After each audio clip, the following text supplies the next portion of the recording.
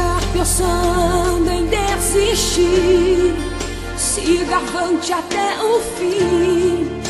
Não é hora de parar. As promessas que o Senhor já prometeu, Ele jamais esqueceu. Ele vai te abençoar. Você tem que acreditar que a vitória chegará. Não é hora de você olhar pra trás. Nunca pense em desistir, recuar jamais, pois você é um escolhido do Senhor e sempre guardado, seja onde for.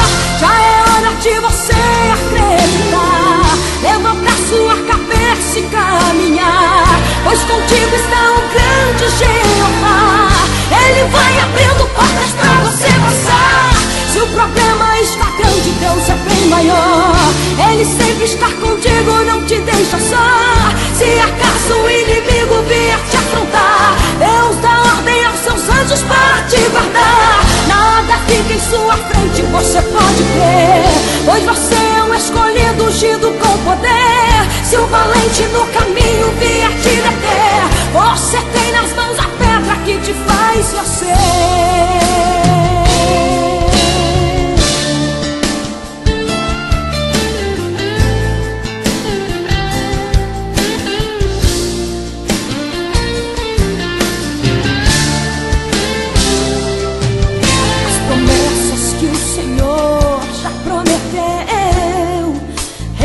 Jamais esqueceu.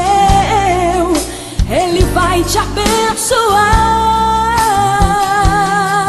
Você tem que acreditar que a vitória chegará. Não é hora de você olhar pra trás. Nunca pense em desistir, recuar jamais, pois você é um escolhido do Senhor e sempre guardado, seja onde for. Já é hora de você acreditar, levantar sua cabeça e caminhar, pois contigo está o grande Jeová. Ele vai abrindo portas pra você passar. Se o problema está grande, Deus é bem maior.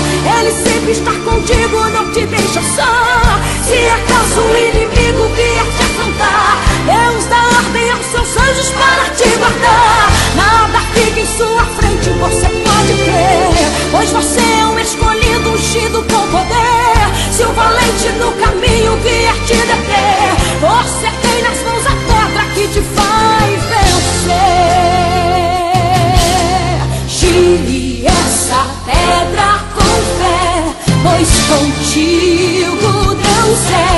Não existe valente pra ficar de pé. Gire essa pedra com fé, pois contigo